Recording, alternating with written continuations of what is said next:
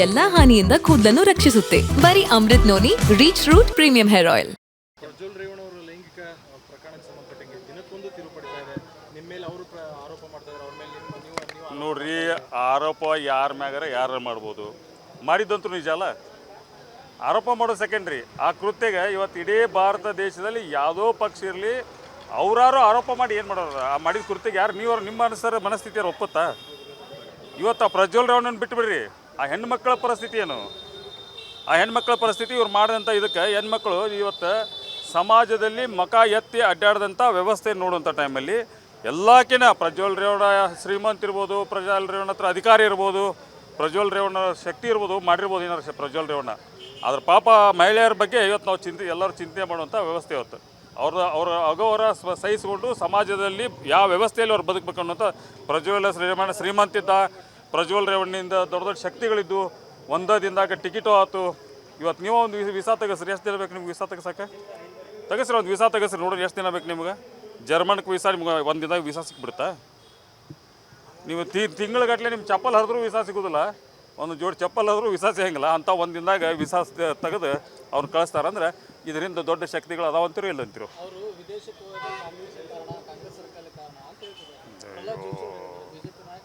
ಪ್ರಹ್ಲಾದ್ ಜೋಶಿ ಅವ್ರು ಇಂಥದ್ದು ಹೇಳಿ ಇಲ್ಲಿ ಮಠ ಬಂದಾರ. ಅವರು ಚಲೋ ಮನುಷ್ಯನ ಮಾತು ಕೇಳಿ ಹೇಳಾಗತ್ತೆ ನೀವು ಹೇಳಿ ಸರ್. ಹಾಂ, ಸಂಸದರಾಗಿದ್ರು. ಈಗ ಯಾರು ಮೈತ್ರಿ ಒಳಗೆ ನಿಂತಾರೆ? ಈಗ ಅವರು ಸಂಸದರು ಹಿಂದಿದ್ರು, ಅವಾಗೇನು ಇದ್ದಿದ್ದಿಲ್ಲಲ್ಲ. ಅವಾಗಿದ್ರು ನಾವು ಟಿಕೆಟು ಕೊಡ್ತಿದ್ದಿಲ್ಲ, ಸುದ್ದಿ ಗುರ್ತಿದ್ರು ನಾವು ಟಿಕೆಟ್ ಕೊಡ್ತಿದ್ದಿಲ್ಲ ಅವ್ರಿಗೆ. ಸುದ್ದಿ ಗುರ್ತಿದ್ರು ಟಿಕೆಟ್ ಕೊಡ್ತಿದ್ದಿಲ್ಲ. ಅವಾಗಿನ ವ್ಯವಸ್ಥೆ ಅಲ್ಲದು, ಇವತ್ತಿನ ವ್ಯವಸ್ಥೆ.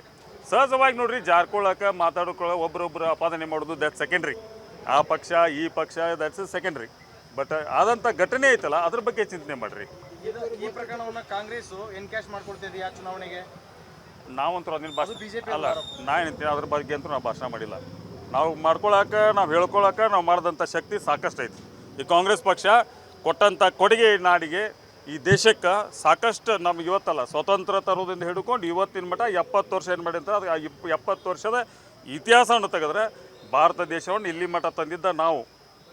10 ವರ್ಷದಾಗ ಏನಾತ್ರಿ ಪರಿಸ್ಥಿತಿ? ನಾವು ನ್ಯಾಷನಲ್ ಹೈವೇ ಮಾಡೇವಿ, ನ್ಯಾಷನಲ್ ಹೈವೇ ಮಾಡಿ ಅಂತಾರೆ. ಏನು ನ್ಯಾಷನಲ್ ಹೈವೇ? ನ್ಯಾಷನಲ್ ಹೈವೇಗೆ ಒಂದು ಸಲ ನೀವು ಹೋಗ್ಬರ್ರಿ, ದಾವಡಕ್ಕೆ ಹೋಗ್ಬರ್ರಿ, ಇಲ್ಲಿಂದ ಹುಬ್ಬಳ್ಳಿಗೆ ಹೋಗ್ಬರ್ರಿ. ಎಷ್ಟು ನಿಮ್ಮ ಕಿಸ್ತಾನ್ ರೊಕ್ಕ ಕಾರ್ ತೊಗೊಂಡು ಹೋಗ್ಬರ್ರಿ. ಬೆಂಗ್ಳೂರಿಗೆ ಹೋಗ್ಬಂದ್ರೆ 4,000 ರೂಪಾಯಿ ಟೋಲ್ಗೆ ಬೇಕು. ಯಾರು ರೊಕ್ಕದಿಂದ ಮಾಡಕತ್ತಾರ? ಹೊಳ್ಳಿ ನಾವು ತುಂಬೋದು. ಅದನ್ನು ಯಾವ ನ್ಯಾಷನಲ್ ಹೈವೇ ಆದ್ರೂ ನಾವು ರೊಕ್ಕ ಕೊಟ್ಟು ಹೋಗ್ಬೇಕು. ನ್ಯಾಷನಲ್ ಹೈವೇದಾಗ ಯಾವ್ದಾರು ಒಂದು ಹೈವೇ ಪುಕ್ಸೆಟ್ ಅದಾವೆ. ಮತ್ತೆ ಎಲ್ಲಿ ಹೋಗುತ್ತೆ? ನಮ್ಮ ತೆರಿಗೆ ಹಣ ಇಲ್ಲಿ ಹೋಯ್ತು. ಇಷ್ಟು ಗಾಡಿಗಳು ಟ್ಯಾಕ್ಸ್ ತುಂಬ್ತೇವೆ, ಗಾಡಿಗಳನ್ನ ರಿಜಿಸ್ಟ್ರೇಷನ್ ಆಗ್ಬೇಕಾದ್ರೆ ಲೈಫ್ ಟೈಮ್ ಟ್ಯಾಕ್ಸ್ ತುಂಬ್ತೇವೆ. ಎಲ್ಲಿ ಹೋಗುತ್ತೆ ದುಡ್ಡು? ಎಲ್ಲದ್ದು ಹೈವೇ ಮಾಡಕತ್ತಿದ್ದು ಕೂಡ BOT ಮೇ ಮಾಡ್ತಾರೆ. ಆಮ್ಯಾಗ ಅವ್ರ ಕಡೆ ಟೋಲ್ ಕಲೆಕ್ಷನ್ ಮಾಡಕ್ಕೆ ಕಳಿಸ್ತಾರೆ. 30 ವರ್ಷ ಟೋಲ್ ಕಲೆಕ್ಷನ್ ಕೊಡ್ತಾರೆ ಅವ್ರಿಗೆ. ಮತ್ತು ಇದು ಯಾವ ನ್ಯಾಯ?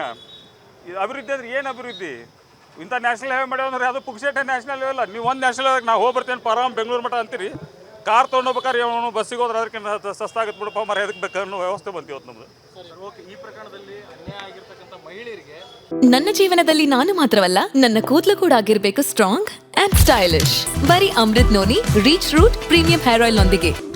Reach root premium hair oil. Congress ಯಾವ ಪರವಾಗಿ? No doubt. ನೋಡ್ರಿ, ಪಾಪ ಅವ್ರಿಗೆ ನನ್ನ ವೈಯಕ್ತಿಕ ವಿಚಾರದಲ್ಲಿ ಆ ಮಹಿಳೆಯರಿಗೆ ನ್ಯಾಯ ಕೊಡಿಸುವಂಥ ಕೆಲಸ ಆಗಬೇಕು.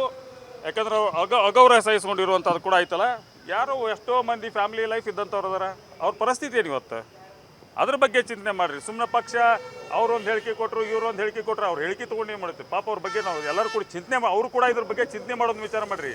ಇನ್ನೊಂದು ಪಕ್ಷದ ಮ್ಯಾಗ ಇನ್ನೊಬ್ಬರ ಮ್ಯಾಗ ಅವ್ರ ಮ್ಯಾಗ ಇವ್ರು ಹೇಳೋದು, ಇವ್ರ ಮ್ಯಾಗ ಹೇಳೋದು, ನಾನು ಇದನ್ನು ಒಪ್ಪಂಗಿಲ್ಲ. ಇವತ್ತು ನಾನು ಹಿಡ್ಕೊಂಡು ಹೇಳ್ತೇನೆ, ನಾವು ಒಪ್ಪಂಗಿಲ್ಲ. ಅನುಕ್ಷಣದ ಸುದ್ದಿಗಳಿಗಾಗಿ ವಿಸ್ತಾರ ನ್ಯೂಸ್ ಯೂಟ್ಯೂಬ್ ಚಾನೆಲ್ ಸಬ್ಸ್ಕ್ರೈಬ್ ಮಾಡಿ. ಹೊಸ ಸುದ್ದಿಗಳ ನೋಟಿಫಿಕೇಶನ್ಗಾಗಿ ಬೆಲ್ ಐಕಾನ್ ಕ್ಲಿಕ್ ಮಾಡಿ. ಲೇಟೆಸ್ಟ್ ಅಪ್ಡೇಟ್ಸ್ಗಾಗಿ www.vistaranews.com ವೆಬ್ಸೈಟ್ಗೆ ವಿಸಿಟ್ ಮಾಡಿ. ಅಂಗೈಯಲ್ಲೇ ಜಗತ್ತಿನ ಸುದ್ದಿ ತಿಳಿಯಲು ವಿಸ್ತಾರ ನ್ಯೂಸ್ ಕನ್ನಡ ಆಪ್ ಡೌನ್ಲೋಡ್ ಮಾಡಿ.